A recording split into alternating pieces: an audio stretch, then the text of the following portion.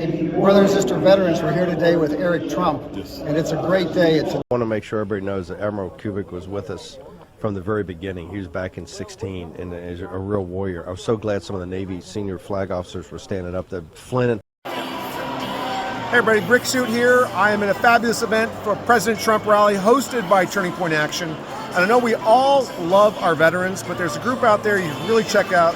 It's Veterans for America First.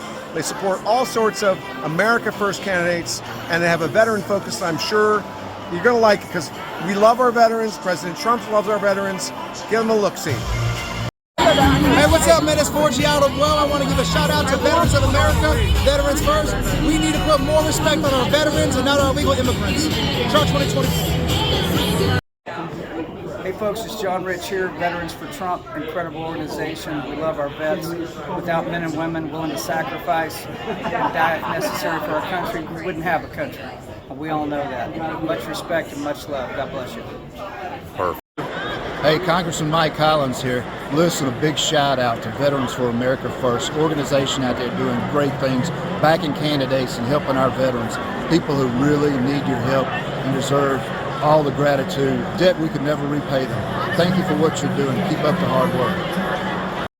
To all the veterans out there, especially Veterans for America First, we have got to deliver Trump victory. God bless, let's save this country. Hi, it's House Republican Conference Chair Elise Stefanik, representative for New York's 21st Congressional District.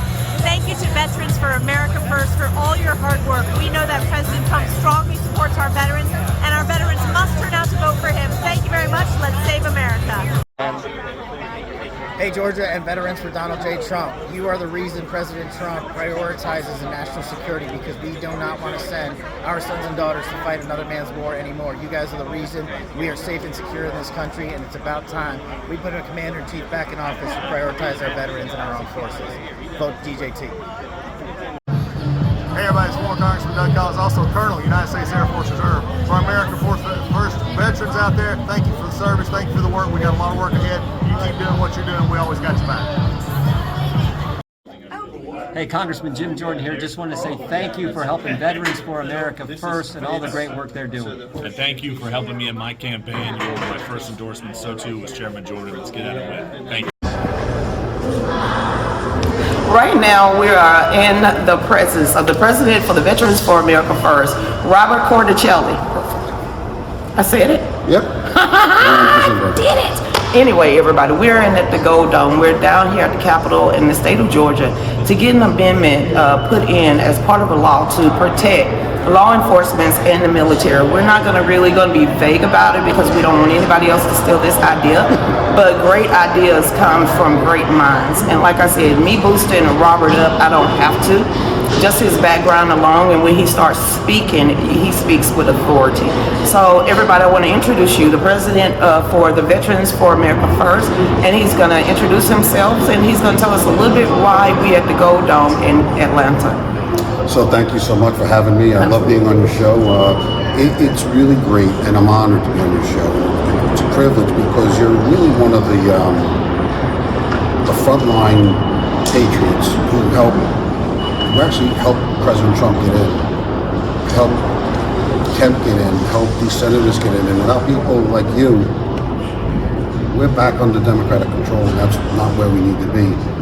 And one of the great things about what we're doing here today, which is bringing new ideas to the Georgia State Legislature on how to give not only civilians more protection, but law enforcement officers more protection. People chew at each other's face. And when people are in each other's face, there's always that sense of, is something going to happen? So we've come up with a bunch of different ideas on how to de-escalate a problem before it even starts. And I think once civilians and police officers start trusting each other and start talking more than being in each other's face, we'll have less conflict and we'll have more people striving to do what's right. No police, I mean, maybe there are a few police officers who join just for the power, but most police officers, they just want to go home to their kids. They just want to go to work, protect people and go home to their kids. Well, this used to be the reason why men and women of law enforcement in the military is because it's a sense of duty of who they are. Correct. But within the last decade, in the last 15 years, you see the hatred manifest itself for people of authority or for the police officers, and it's a different way of life than what we was growing up. Some of your ideas is going to bring just a little bit of that peace back. So what do you want to tell fellow people that's out there in the street, the law enforcement officers, why they should hold on?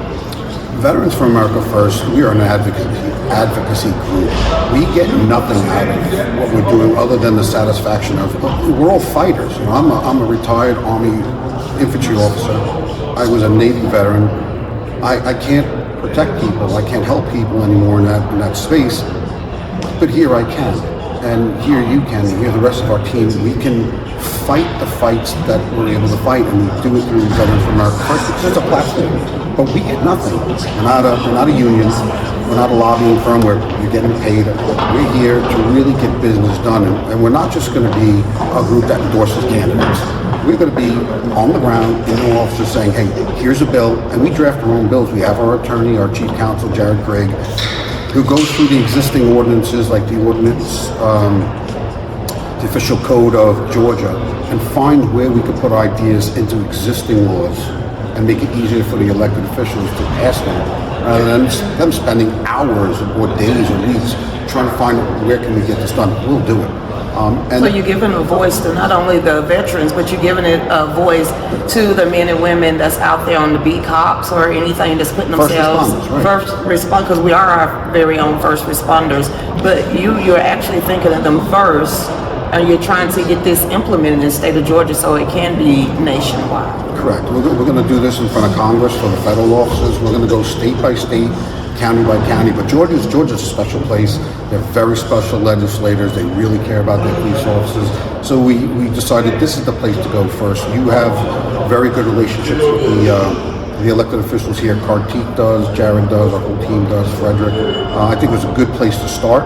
And once other states hear that we actually have solutions to keep civilians and police officers in this constant state of conflict.